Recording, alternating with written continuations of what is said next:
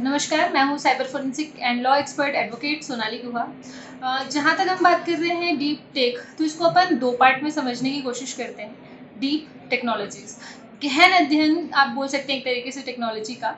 और क्योंकि देखिए कहीं ना कहीं आज की डेट में हम रिलेटिवली या डायरेक्टली इनडायरेक्टली कहीं ना कहीं एआई अब इसी का एक पार्ट आप समझ सकते हैं कि बहुत अहम भूमिका है एआई की, आर्टिफिशियल इंटेलिजेंस, जिसके थ्रू हम रोज़मर्रा की ज़िंदगी में, चाहे वो अभी हम ब्रॉडकास्टिंग का एग्जांपल ले लेते हैं, जहाँ जहाँ पर हम आपस में कनेक्टेड हैं, या हम ले लेते हैं एग्जांपल हमारी मेडिकल फील्ड का एग्जांपल उठा सकते हैं, स्टडीज़ का आप ले सकते हैं, एंटरटेनमेंट इंडस्ट्री का आप एग्जांपल ले सकते हैं, हमारी सैन्य सुरक्षा बलों की आप बात कर सकते हैं। जितने आधुनिक हथियार, जितने वेपन्स, इसके अलावा जितने एयरक्राफ्ट, एयर इंजीनियरिंग, हर जगह कहीं ना कहीं हम डीप टेक्नोलॉजी से, यानी डीप टेक का इस्तेमाल कर ही रहे हैं।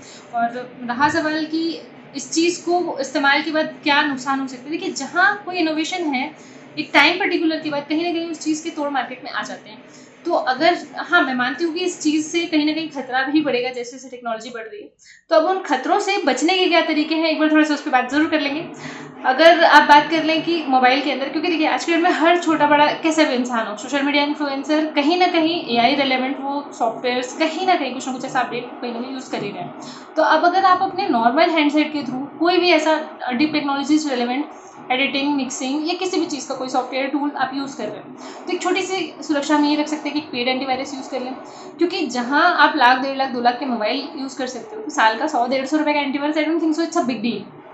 एक आपको वो रखना है। नेटवर्क लेयर सिक्योरिटी, क्योंकि आप बैंकिंग भी कर रहे हो तो ऑनलाइन कहीं ना कहीं कर रहे हो, देखो उसमें भी कई 2 फैक्टर वेरिफिकेशन ऐसी चीज़ें जो पूछी जाती है।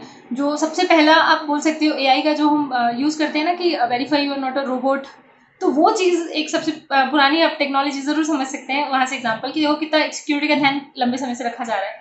तो अब उस चीज़ के लिए भी बाईपास लोगों ने निकाल लिए हैं।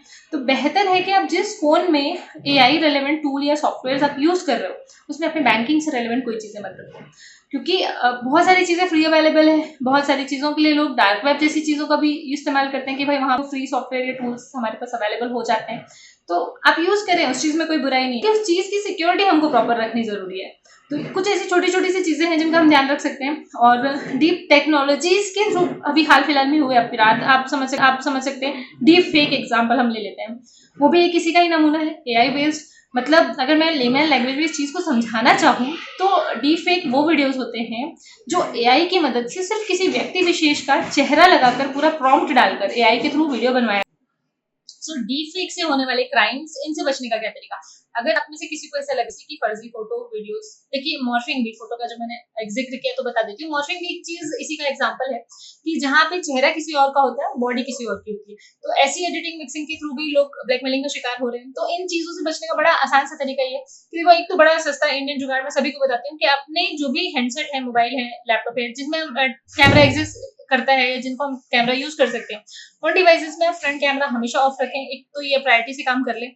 दूसरा, इन केस अगर किसी के साथ ऐसा कुछ बुरा होता है, या किसी को ब्लैकमेल किया जा रहा है, या किसी की फोटो वीडियो ऑनलाइन करके धमकी, ऐसा कुछ हो रहा है, तो देखो बड़ा आसान सा तरीका है, www.cybercrime.gov.in पे आपको सिंपली एक अपनी रजिस्टर कर देना है कंप्लेंट।